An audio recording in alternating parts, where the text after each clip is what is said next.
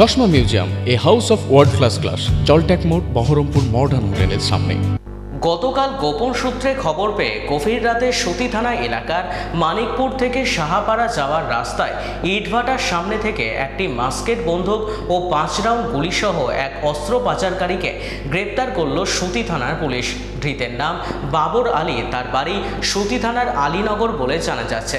পুলিশি হেফাজতে চেয়ে আজ জঙ্গিপুর আদালতে তোলা হয় ওই ব্যক্তিকে।